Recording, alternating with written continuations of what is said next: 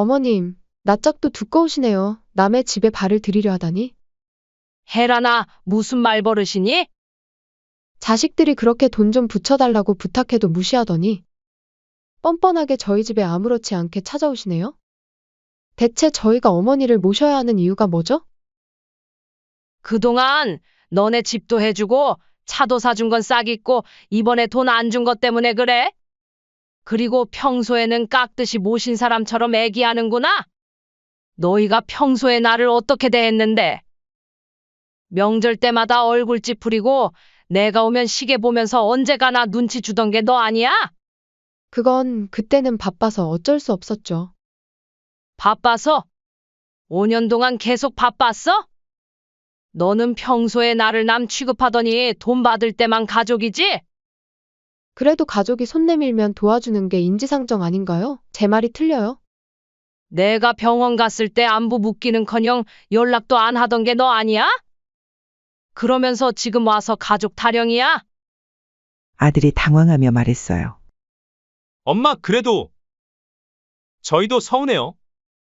대체 뭐가 서운한데 그래? 너희가 나한테 관심이나 있었니? 내가 뭘 하고 사는지 궁금해한 적이라도 있고. 어머님, 저희도 바쁘게 살았잖아요. 너는 평소에 나를 짐 취급하더니 돈 냄새 맡고 갑자기 효부 행세하고 있니? 이번 사연의 주인공은 전라남도 장흥에서 홀로 살아가고 있는 유순금 씨입니다. 순금 씨는 올해 68세로 남편을 하늘나라로 떠나보낸 지 벌써 5년이 지났습니다. 30평 남짓한 단독주택에서 혼자 지내는 시간이 길어졌지만 그래도 큰 탈 없이 조용한 일상을 보내고 있었죠. 평생을 가족 뒷바라지만 하며 살아온 순금 씨였습니다. 시부모님 모시고 아이들 키우고 남편 내조하느라 정신없이 살아왔어요. 이제야 혼자만의 시간이 생겼지만 뭘 해야 할지 막막하기도 했죠. 매일 아침 6시면 어김없이 일어나서 마당의 작은 텃밭에 물을 주며 하루를 시작했습니다. 점심은 간단히 해결하고 오후에는 동네 마트에서 장을 보거나 이웃들과 수다를 떨며 시간을 보냈어요. 그런 평범한 일상이 완전히 바뀐 건 어느 봄날 오후의 일이었습니다. 순금 씨가 마당에서 빨래를 널고 있는데 옆집 아주머니가 담장 너머로 말을 걸어왔어요. 순금이 언니, 우리 동네 김씨 할아버지 아시죠? 그분이 인삼밭을 정리한다고 하시는데 혹시 관심 있으세요? 순금 씨는 빨래 집게를 놓고 고개를 들었습니다. 인삼밭이요? 그런 걸 제가 어떻게... 아니에요. 그렇게 큰 것도 아니고 작은 밭이래요. 나이가 있으셔서 더 이상 못 하시겠다고. 그냥 헐값에 넘기신다는데 언니가 워낙 부지런하시니까 생각해봤어요. 사실 순금 씨도 요즘 할 일이 없어서 지루함을 느끼고 있었어요. 뭔가 새로운 일을 해보고 싶기도 했죠. 며칠 후 순금 씨는 김씨 할아버지를 만나서 인삼밭을 직접 보러 갔습니다. 200평 정도 되는 작은 밭이었는데 생각보다 관리가 잘 되어 있었고 인삼들도 건강해 보였어요. 인삼 농사는 손이 많이 가요. 그래도 정성껏 키우면 나쁘지 않아요. 김씨 할아버지의 말에 순금 씨는 마음을 굳혔습니다. 남편이 남긴 적금으로 인삼밭을 인수하기로 했어요. 하지만 주변 사람들의 반응은 싸늘했습니다. 순금이 언니, 나이 들어서 무슨 농사를 해요? 늙어서 헛짓 하지 말아요. 68살에 새로 뭘 시작해요? 그냥 편하게 사세요. 특히 서울에서 직장 생활을 하는 아들의 반응은 더욱 차가웠어요. 소식을 들은 아들이 전화를 걸어왔습니다. 엄마, 인삼밭을 샀다고 들었는데 정말이에요? 응, 작은 밭인데 한번 해보려고. 엄마, 제발 그냥 조용히 살아요. 그 나이 먹고 일 벌리고 싶어요. 며느리도 전화를 바꿔받아 말했습니다. 어머님, 그 돈 있으면 저희나 좀 도와주시지. 왜 자꾸 헛돈 쓰세요? 농사일이 얼마나 힘든데요. 나이 드신 분이 무리하시면 몸만 상해요. 헛수고해요. 농사 짓다가 허리라도 삐끗하면 병원비나 나가지. 내가 언제 너네들한테 병원비 달라 했니? 평생 한 푼 도와준 적도 없으면서. 저희 남겨줄 돈도 생각하셔야죠. 아들도 다시 받아서 말했죠. 엄마, 진짜 그런 거 하지 마세요. 괜히 고생만 하고 손해만 볼 텐데요. 우리가 걱정돼서 하는 말이에요. 하지만 순금 씨는 이미 마음을 정했어요. 괜찮다. 나도 뭔가 해보고 싶어서 그래. 정말 고집이세요? 알아서 하세요. 나중에 힘들다고 하지 마시고요. 그때 가서는 저희도 못 도와드리니 손 벌리지 마세요. 아들과 며느리는 더 이상 말하지 않았지만 목소리에서 못마땅함과 비아냥거림이 느껴졌죠. 그렇게 순금 씨의 인삼 농사가 시작됐습니다. 처음에는 정말 힘들었어요. 인삼 농사에 대해 아는 게 없었거든요. 김씨 할아버지한테 이것저것 물어보기도 하고 도서관에서 농업 관련 책도 빌려 읽었습니다. 새벽 5시에 일어나서 밭에 나가 잡초를 뽑고 인삼에 물을 주고 병충해가 없나 꼼꼼히 살펴봤어요. 허리가 아프고 무릎이 쑤셔도 포기하지 않았습니다. 6개월이 지나자 인삼들이 제법 잘 자라고 있었어요. 순금 씨는 뿌듯함을 느꼈죠. 이듬해 가을 드디어 첫 수확을 할 때가 됐습니다. 순금 씨는 조심스럽게 인삼을 캐냈어요. 생각보다 크고 모양도 좋았습니다. 동네 청년의 조언으로 순금 씨는 인터넷 판매를 시작했어요. 컴퓨터 강좌를 들으며 차근차근 배웠습니다. 인삼 사진을 찍고 재배 과정을 설명하고 온라인 쇼핑몰에 올렸어요. 처음에는 주문이 하나도 없어서 걱정했는데 며칠 후 첫 주문이 들어왔습니다. 아이고, 정말 주문이 들어왔네. 순금 씨는 신이 나서 정성스럽게 포장해서 택배로 보냈어요. 돈보다도 무언가 이룬다는 성취감에 마냥 기뻤습니다. 그런데 놀라운 일이 일어났습니다. 며칠 후 그 고객이 다시 연락을 해온 거예요. 그렇게 입소문이 나기 시작했습니다. 순금 씨가 키운 인삼은 농약을 거의 쓰지 않고 정성스럽게 키운 것이라 품질이 뛰어났거든요. 주문량이 점점 늘어났고 순금 씨는 조금씩 인삼밭을 확장했습니다. 그러던 중 한국 문화가 해외에서 큰 인기를 끌기 시작했어요. K-팝, K-드라마부터 시작해서 KLS까지 전 세계적으로 관심이 높아졌죠. 특히 한국 홍삼에 대한 해외 수요가 폭증하기 시작했습니다. 순금 씨의 온라인 쇼핑몰에도 외국인 주문이 들어오기 시작했어요. 처음에는 제일 교포들이었는데 점점 일본인, 동남아시아인들의 주문도 늘어났습니다. 동네 청년들의 도움을 받아 영어 상품 설명도 올렸어요. 주문량이 폭증했습니다.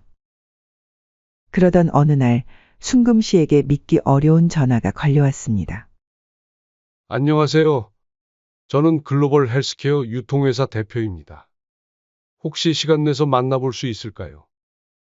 알고 보니 순금 씨의 인삼이 해외에서 입소문을 타면서 대형 유통업체의 관심을 끌게 된 것이었어요. 며칠 후 정장을 입은 사업가들이 순금 씨의 인삼밭을 찾아왔습니다. 할머니, 이 품질이면 북미 시장에서도 충분히 경쟁력이 있을 것 같습니다. 저희가 할머니의 인삼 농장 사업권을 통째로 인수하고 싶습니다. 아무래도 사업을 확장하시려면 혼자서는 힘드실 것 같고 저희한테 파시는 게 어떠신지 제안을 드리는 겁니다. 사업권 인수요? 그게 무슨 말인가요? 농장과 브랜드, 그리고 앞으로 20년간의 독점 유통권을 포함해서 60억 원에 인수하고 싶습니다. 순금 씨는 귀를 의심했습니다. 60억. 원이요? 순금 씨는 며칠 동안 고민했어요. 늦은 나이에 시작한 인삼 농사가 이런 결과를 가져올 줄은 꿈에도 몰랐거든요. 결국 순금 씨는 제안을 받아들이기로 했습니다. 하지만 순금 씨에게는 다른 생각이 있었어요. 이건 내 노력도 있지만 운도 따랐다. 욕심내지 말고 베풀며 살자. 순금 씨는 조용히 결심했습니다. 60억 원 중 50억 원은 노인복지재단과 지역 돌봄센터에 기부하기로 했어요. 자신과 같은 홀로 지내는 어르신들을 위해서요. 나머지 10억 원만 본인이 갖기로 했죠. 50억 원 기부하시는 게 확실하세요? 다시 한번 생각해 보세요. 재단 관계자도 놀라며 재확인했지만 순금 씨의 마음은 확고했습니다. 네, 확실해요. 이 돈으로 더 많은 어르신들이 외롭지 않게 지낼 수 있다면 그게 더 의미 있는 일이에요. 그렇게 순금 씨의 기부 소식이 지역 언론에 보도됐고 곧 전국적으로 알려지게 됐습니다. 하지만 순금 씨는 아직 아들과 며느리에게 이 사실을 알리지 않았어요. 괜한 소동이 일어날 것 같았거든요. 그런데 얼마 지나지 않아 이 소식이 아들에게도 알려지고 말았습니다. 동네 사람이 아들에게 전화를 걸었던 거예요. 진우야, 너희 어머니 대단하시더라. 60억을 벌어서 50억을 기부하시기로 했다며. 정말 훌륭하신 분이야. 아들은 그제야 어머니의 놀라운 성공담을 알게 됐죠. 그리고 이때부터 순금 씨의 평온했던 일상에 다시 한번 큰 변화가 찾아오게 됩니다. 뭐라고요? 우리 엄마가 60억을 벌었다고요? 아들이 전화를 끊고 며느리에게 말했어요. 여보, 엄마가 인삼농사로 60억을 벌었다는데. 며느리도 깜짝 놀랐습니다. 어머님이요? 설마 진짜 60억이요? 6천만 원을 잘못 들은 거 아니죠? 굼벵이도 구르는 재주는 있다더니 그런 능력이 다 있으시네. 처음에는 절대 믿지 않았어요. 며칠 전까지만 해도 헛수고 라며 비웃었던 일이었거든요. 하지만 인터넷을 검색해보니 정말로 기사가 나와 있었습니다. 장흥거주 유순금 씨 인삼농장 사업권 매각 후 50억 원 기부라는 제목의 기사였죠. 아들과 며느리는 기사를 읽으며 점점 당황했습니다. 진짜네. 엄마가 정말 60억을 벌었어. 그런데 50억을 기부한다고. 10억만 남길 거라고. 며느리의 목소리가 점점 높아졌어요. 어머님은 대체 왜 우리한테는 말도 안 하시고 혼자 결정하신 거예요? 아들도 마찬가지였습니다. 엄마가 이렇게 큰일을 혼자 결정하다니. 이해할 수 없어. 그들은 곧바로 차를 몰고 장흥으로 향했습니다. 2시간을 달려서 순금 씨 집에 도착했어요. 순금 씨는 마당에서 빨래를 널고 있다가 갑자기 나타난 아들과 며느리를 보고 놀랐습니다. 어머, 너희가 왜? 아들이 급하게 말했어요. 엄마, 우리 얘기 좀 해요. 거실에 앉은 아들과 며느리의 표정은 복잡했습니다. 처음에는 어떻게 말을 꺼내야 할지 몰라 하더군요. 아들이 먼저 입을 열었어요. 엄마 그 돈. 저희한테 상의도 안 하시고 서운해요 저희. 순금 씨는 차분하게 대답했습니다. 무슨 상의? 며느리가 끼어들었어요. 어머님, 60억이라는 큰 돈을 벌고도 자식한테 말도 안 하세요? 그리고 기부는 또 뭐예요? 혼자서 그런 중요한 결정을 다 하시면 어떻게 해요? 아들도 목소리를 높였습니다. 맞아요 엄마 그렇게 큰 돈 벌고도 자식한테 안 남겨주고 기부라니. 이해할 수 없어요. 무슨 소리야? 너희한테 남길 돈 남겨두고 기부하는 거다. 그리고 내가 너희한테 손 벌린 적 있니? 무슨 맡겨놓은 돈인 마냥 애기하는구나. 그게 지금 중요한 게 아니잖아요. 그래서 10억은 남기지 않았니? 너희 물려줄 것 생각하면서 남겨둔 거다. 너네 아니었으면 내 노후 대비용만 남겨두고 그마저도 기부했어. 며느리가 답답하다는 듯이 말했습니다. 순금 씨가 계속 말했어요. 내가 살아온 인생에서 제일 속상했던 게 내가 무언가를 하려 하면 늘 쓸데없는 짓이라며 발목 잡았던 너희야. 헛수고라고 하고 헛돈 쓴다고 하고. 그런 너희한테 왜 미리 말해야 하니? 아들이 당황하며 말했어요. 엄마 그때는 저희가 걱정돼서 그런 거였어요. 걱정? 정말 그랬니? 순금 씨의 목소리에는 서운함이 묻어 있었습니다. 며느리가 다른 방향으로 대화를 돌렸어요. 어머님, 그래도 아들이면 뭐 해요? 하나도 안 도와주고 그냥 사회에 던져버린다니? 10억도 너무 적잖아요. 요즘 세상에 10억으로 뭘 하라고 하세요? 그게 얼마나 큰 돈인데? 세상엔 더 어려운 사람들이 많단다. 너무 욕심내지 말고 우리 분수에 맞게 살자. 순금 씨는 그들의 속마음이 보이기 시작했습니다. 며느리가 계속 말했어요. 어머님 노후는 걱정되긴 해요. 근데 솔직히 말씀드리면 그 돈이면 우리 집 대출도 다 갚을 수 있고 손자 대학 등록금도 미리 준비할 수 있어요. 이 돈으로도 충분하지 않니? 차고 넘친다. 나는 이마저도 내가 너무 욕심부리나 싶어 양심에 찔리는구만. 그 말이 아니잖아요. 저희도 경제적으로 여유가 없는 거 어머님도 아시잖아요. 아들도 거들었습니다. 맞아요. 가족인데 좀 더 현실적으로 생각하셔야죠. 지금 기부 철회한다고 하세요? 아직 안 늦었을 거예요.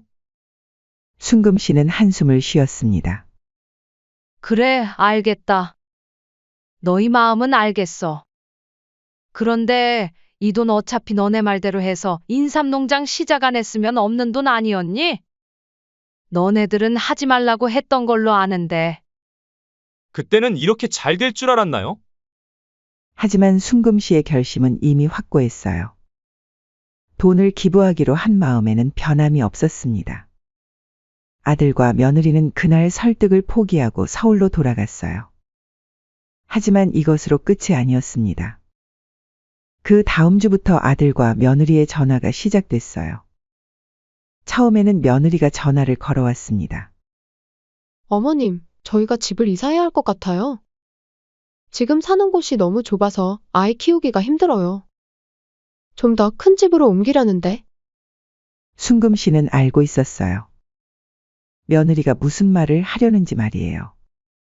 혹시 어머님이 조금 도와주실 수 있을까요? 얼마 안 해도 돼요.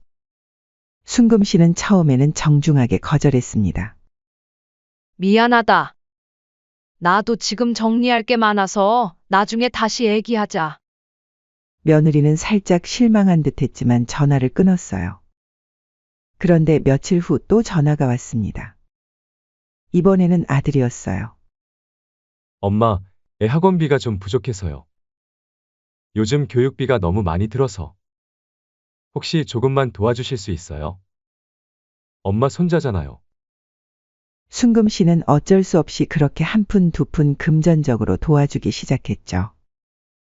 그 이후 이런 전화는 계속됐어요. 일주일에 두세 번씩 아들이나 며느리가 번갈아 가며 전화를 걸어왔습니다. 어머님, 저희 차가 고장 났어요. 수리비가 좀 들어서. 엄마, 며느리가 몸이 안 좋아서 병원비가. 어머님, 아이가 아파서 응급실에 갔는데? 매번 다른 이유였지만 결국 돈을 달라는 이야기였어요. 순금 씨는 처음에는 정중하게 거절했습니다. 하지만 점점 지쳐갔어요. 그러던 어느 날 아들과 며느리가 또 찾아왔습니다. 며느리가 조심스럽게 말했어요. 어머님, 저희가 계산해봤는데 10억으로는 진짜 부족해요. 요즘 물가도 많이 올랐고 아이 교육비도 생각보다 많이 들어요. 아들도 거들었습니다. 엄마, 50억 다 기부하지 마시고 조금만 더 저희한테 주세요. 30억만 더 주셔도 저희 집안이 완전히 달라질 수 있어요. 전 기부하실 거면 저희 먼저 50억 주시고 10억만 기부하기로 하는 거 어때요? 이 정도면 저희도 많이 양보해드린 거예요. 순금 씨는 단호하게 말했습니다. 안 돼. 나는 이미 결정했어. 엄마, 왜 그렇게 고집이세요? 가족이 더 중요하지 않아요? 가족 당연히 중요하지. 그런데 그것도 정도 것이야. 너네한테 안 남겨주겠다는 것도 아니고 심지어 여태껏 계속 도와줬잖니? 며느리의 목소리가 점점 높아졌어요. 어머님, 솔직히 말씀드리면 이해할 수 없어요. 왜 남한테는 50억을 주고 자식한테는 10억밖에 안 주세요? 자식이 남보다 못해요? 순금 씨는 그들을 조용히 바라봤습니다. 너희가 내 인삼 농사 할 때 뭐라고 했는지 기억나니? 헛수고라고 했잖아. 헛돈 쓴다고 했잖아. 그런 너희가 이제 와서 그 돈을 달라고? 욕심은 그쯤 부리고 없는 돈이다 치거라. 이제 입 아프게 두말 안 한다. 아들이 변명했어요. 엄마, 그때는 정말 걱정돼서 그런 거였어요. 저희도 몰랐잖아요. 몰랐다고. 그럼 이제는 아니? 그리고 너네는 자식으로서 부모한테 대체 뭘 했길래 그러니? 이전에도 매번 돈 필요할 때만 엄마 소리하고 말이야. 순금 씨의 질문에 아들과 며느리는 대답하지 못했어요. 며느리가 마지막으로 말했습니다. 어머님, 그래도 한 번 더 생각해 보세요. 저희가 어떻게 살고 있는지도 좀 생각해 주시고요. 너네한테 노력 없이 큰돈이 들어오면 오히려 불행해질 수도 있다. 사람의 욕심이란 건 끝이 없어서 적당히 하고 끊어낼 줄 알아야 돼. 어휴, 진짜 꼰대 같아서. 자식들이 돌아간 후 순금 씨는 혼자 앉아서 많은 생각을 했습니다. 정말 잘한 선택이구나. 아들과 며느리의 태도를 보니 50억을 기부한 게 정말 잘한 일이라는 생각이 들었어요. 만약 그 돈을 그대로 가지고 있었다면 아마 끝없는 요구에 시달렸을 거예요. 며칠 후 또 전화가 왔습니다. 어머님, 저희 정말 급해요. 집 계약이 며칠 남지 않았는데. 순금 씨는 이번에는 더 확고하게 말했습니다. 또 돈 달라는 애기 안 된다고 했잖아. 더 이상 그런 이야기 하지 마라. 너네 살고 있는 집도 충분하잖니? 전화를 끊고 나서 순금 씨는 확신했습니다. 자신의 선택이 옳았다는 걸 말이에요. 그렇게 아들과 며느리의 끈질긴 요구가 한 달째 계속되고 있었습니다. 순금 씨는 점점 지쳐갔어요. 매일 아침 일어나면 오늘은 또 무슨 핑계로 전화가 올까 하는 생각부터 들었거든요. 그러던 어느 날 순금 씨에게 서울대학병원에서 정기검진 통지서가 왔습니다. 1년에 한 번씩 받는 건강검진이었죠. 이왕 서울 가는 김에 손자 얼굴이나 보러 가자. 순금 씨는 손자가 좋아할 만한 작은 선물을 준비했습니다. 검진을 마친 후 순금 씨는 아들에게 전화를 걸었습니다. 진우야, 엄마야. 병원 검진 받고 나왔는데 손자 얼굴 좀 보러 가도 될까? 하지만 전화는 계속 받지 않았어요. 며느리에게도 전화했지만 마찬가지였습니다. 뭔가 바쁜 일이 있나 보다. 순금 씨는 그냥 가서 잠깐 얼굴만 보고 오기로 했어요. 아들 집에 찾아갈 때마다 며느리가 하도 인상을 찌푸리고 눈치를 줘서 어차피 오래 있을 것도 아니었거든요. 버스를 갈아타고 아들네 집 근처에 도착했습니다. 아파트 단지에 들어서며 다시 한번 전화를 걸어봤지만 여전히 받지 않았어요. 아들네 집 현관문 앞에 도착해서 초인종을 눌렀습니다. 잠시 후 문이 열렸는데 며느리가 나왔어요. 그런데 표정이 차갑기 그지없었습니다. 어머님, 낯짝도 두꺼우시네요. 남의 집에 발을 들이려 하다니. 순금 씨는 깜짝 놀랐어요. 갑작스러운 말에 당황했거든요. 며느리가 팔짱을 끼고 문턱에 서서 말했습니다. 여기가 어디라고 찾아오세요? 혜란아, 무슨 말버릇이니? 그때 아들도 나왔어요. 엄마, 오셨네요. 아들의 말투도 차가웠어요. 어머님, 정말 뻔뻔하세요. 돈도 안 주신다는 분이 아무렇지 않게 찾아오시네요? 그럼 대체 저희가 어머니를 모셔야 하는 이유가 뭐죠? 평소에는 깍듯이 모신 사람처럼 애기하는구나. 너희가 평소에 나를 어떻게 대했는데? 명절 때마다 얼굴 찌푸리고 내가 오면 시계 보면서 언제 가나 눈치 주던 게 너 아니야? 며느리가 당황하며 말했어요. 그건 그때는 바빠서 어쩔 수 없었죠. 바빠서? 5년 동안 계속 바빴어? 순금 씨가 더욱 날카롭게 말했습니다. 너는 평소에 나를 남 취급하더니 돈 생기니까 갑자기 가족이야? 아들이 끼어들었습니다.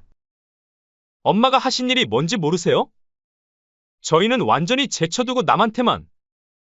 순금 씨가 아들 말을 끊었어요. 내 돈을 내가 어떻게 쓰든 그게 너희와 무슨 상관이야? 너희가 내 인삼농사 할 때 도와준 적이나 있니? 맨날 비아냥 거리기만 하고 말이야. 며느리가 흥분해서 말했습니다. 어머님, 그래도 가족인데. 가족? 너가 나를 언제 가족으로 대했어?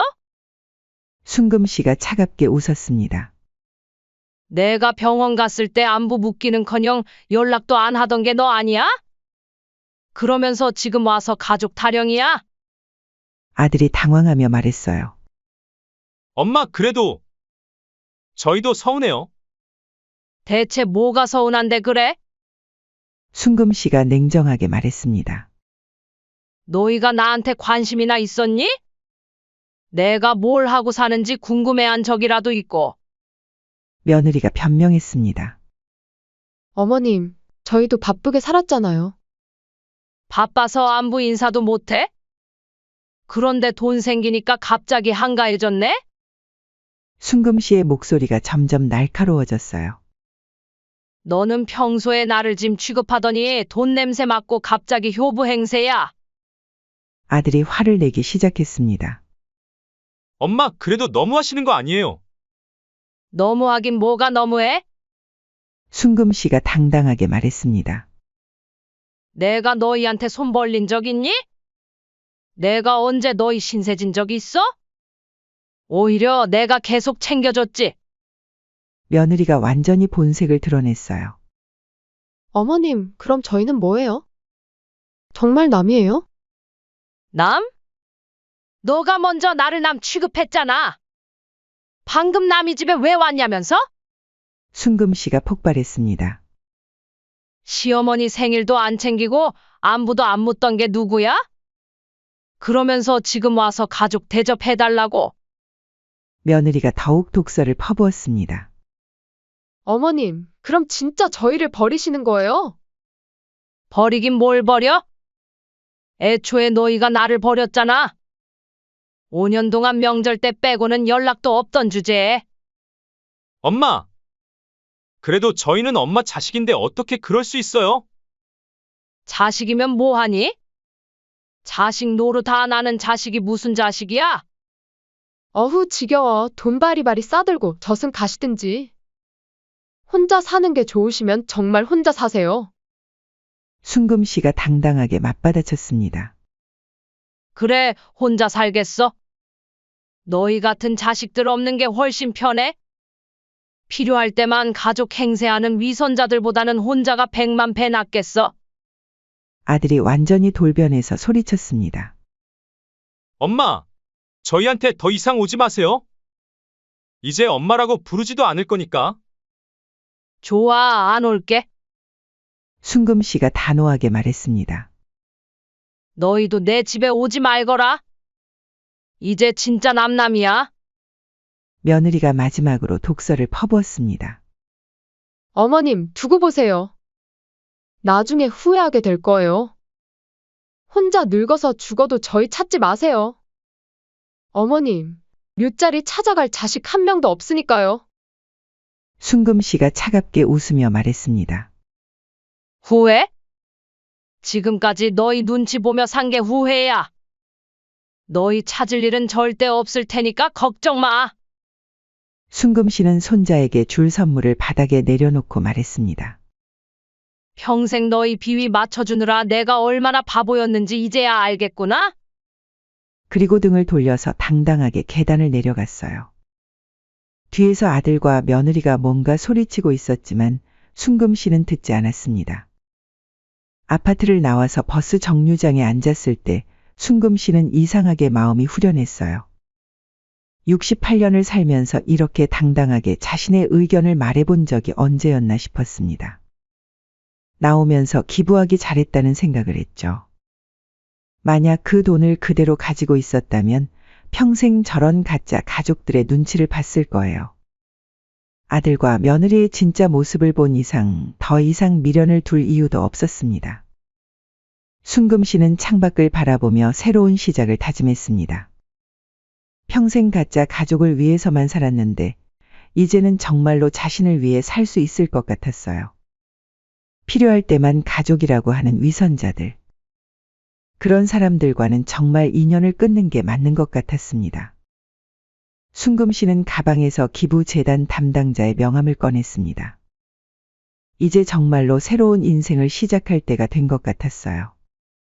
아들과 며느리와 완전히 인연을 끊은 후 순금 씨는 새로운 삶을 준비하기 시작했습니다. 집에 돌아온 순금 씨는 차분하게 기부재단 담당자에게 전화를 걸었어요. 안녕하세요. 유순금입니다. 기부 관련해서 마무리할 일이 있어서 연락드렸어요. 아, 유순금 할머니. 어떤 일이신가요? 약속드린 50억 원 기부 절차를 빨리 마무리하고 싶어요. 그리고 한 가지 더 부탁이 있어서요.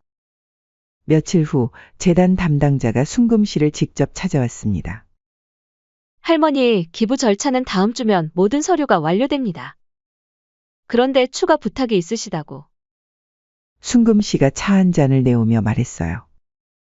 저는 장흥을 떠나려고 해요. 더 조용한 곳에서 살고 싶거든요. 그래서 말인데 혹시 제 가족들이 연락하더라도 제 소재는 절대 알려주지 마세요. 담당자는 조금 의외라는 표정이었지만 순금 씨의 단호한 말투에 고개를 끄덕였어요. 그렇게 일주일 후 순금 씨는 조용히 기부재단과의 약속을 마무리 지었습니다. 50억 원이 노인복지재단과 지역 돌봄센터에 정식으로 기부됐고 이 소식은 다시 한번 지역 언론에 보도됐어요. 하지만 순금 씨는 이미 장흥을 떠날 준비를 마친 상태였습니다. 순금 씨가 선택한 곳은 장흥에서 1시간 거리에 있는 바닷가 마을이었어요. 조용한 어촌 마을에 있는 작은 전원주택이었는데 앞마당에는 작은 텃밭을 가꿀 수 있는 공간도 있었죠. 여기가 딱 좋겠어. 순금 씨는 만족스러운 미소를 지으며 새 집을 둘러봤습니다. 새 집으로 이사한 첫날 밤, 순금 씨는 바다 소리를 들으며 편안하게 잠들 수 있었어요. 평생 처음으로 누구 눈치도 보지 않고 아무 걱정 없이 잠자리에 든 거였습니다. 이사 온 지 한 달이 지나자 순금 씨는 완전히 새로운 생활 패턴을 만들어 갔어요. 아침에는 바닷가를 산책하고 오전에는 앞마당 텃밭을 가꿨습니다. 오후에는 마을 도서관에서 책을 읽거나 이웃 할머니들과 수다를 떨었어요. 특히 텃밭 가꾸는 일이 순금 씨에게는 큰 즐거움이었습니다. 인삼 농사 때 배운 노하우로 상추, 배추, 무 등을 키웠는데 정말 잘 자랐어요. 옆집 할머니가 순금 씨의 텃밭을 보고 감탄했고 순금 씨는 수줍게 웃으며 인사를 나눴어요. 마을 사람들은 순금 씨의 과거에 대해 자세히 묻지 않았어요. 그냥 조용하고 부지런한 새 이웃으로 받아들여졌습니다. 그런데 어느 날 마을 이장님이 순금 씨를 찾아와서 기부 뉴스 이야기를 꺼냈습니다. 마을 사람들이 자신의 정체를 알게 된 거였어요. 순금 씨는 깜짝 놀랐지만 마을 사람들의 반응은 순금 씨가 걱정했던 것과 달랐어요. 오히려 더 따뜻하게 대해줬습니다. 그렇다고 해서 특별 대우를 하는 것도 아니었어요. 한편 장흥에서는 아들과 며느리가 순금 씨를 찾아다니고 있었습니다. 기부 소식이 더 크게 보도되자 주변 사람들의 시선이 더욱 차가워졌거든요. 동네 사람들이 수군거리고 따가운 시선을 보냈어요. 동네의 냉담한 반응을 견디지 못한 아들과 며느리는 순금 씨를 찾으려고 했지만 행방을 알 수 없었어요. 기부재단에 연락해봤지만 개인정보라며 알려주지 않았습니다. 사실 그들은 순금 씨가 그리워서 찾는 게 아니었어요. 사람들의 시선과 비난이 부담스러워서였죠. 하지만 순금 씨는 이미 완전히 새로운 삶을 시작한 상태였습니다. 그로부터 6개월이 지났습니다. 순금 씨는 바닷가 마을에서 완전히 정착했어요. 텃밭에서 기른 채소들을 마을 사람들과 나눠 먹고 가끔은 근처 전통시장에 내다 팔기도 했습니다. 어느 날 저녁, 순금 씨는 바닷가 산책로에 앉아 노을을 바라보고 있었어요. 참 평화롭다. 순금 씨는 혼자 중얼거렸습니다. 68년 인생에서 이렇게 마음 편한 적이 언제였을까 싶었어요. 옆집 할머니가 다가와서 나란히 앉았어요. 두 사람은 잠시 조용히 노을을 바라봤습니다. 할머니가 조심스럽게 물어봤어요. 그렇게 큰돈 기부한 걸 후회하지 않느냐고요. 순금 씨는 잠시 생각해 봤습니다. 전혀 안 해. 오히려 그때 그 선택이 내 인생에서 제일 잘한 일인 것 같아. 나 혼자 사는 세상도 아니고 같이 잘 살아야지. 할머니가 고개를 끄덕이며 공감한다는 표정을 지었어요. 그날 밤, 순금 씨는 일기를 썼습니다. 평생 일기를 써본 적이 없었는데 요즘에는 하루의 소소한 일들을 기록하는 재미를 알게 됐어요. 간단한 내용이었지만 순금 씨에게는 소중한 기록이었어요. 가끔 손자 생각이 날 때도 있었습니다. 하지만 후회하지는 않았어요. 아이는 부모가 키우는 거니까 자신이 나설 일이 아니라고 생각했거든요. 그리고 무엇보다 순금 씨는 이제 정말 행복했습니다. 누구 눈치 보지 않고 자신이 하고 싶은 대로 살 수 있는 자유가 있었어요. TV에서는 가끔 순금 씨의 기부 이야기가 소개됐습니다. 하지만 순금 씨에게는 그런 칭찬보다도 더 소중한 게 있었습니다. 바로 자신만의 평화로운 일상이었어요. 아침에 일어나서 바다를 보고 텃밭을 가꾸고 이웃들과 정담을 나누고 책을 읽고 산책을 하는 소소한 일상. 그런 평범한 하루하루가 순금 씨에게는 최고의 선물이었습니다. 이제야 내 인생을 사는 것 같아. 순금 씨는 바닷바람을 맞으며 혼자 중얼거렸어요.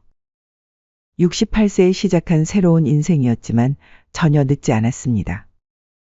오히려 이제야 진짜 시작인 것 같았어요. 순금 씨는 내일 또 어떤 소소한 행복이 기다리고 있을지 기대하며 하루를 마무리했습니다. 그리고 그런 순금 씨의 얼굴에는 평생 처음 보는 진짜 미소가 떠올라 있었어요.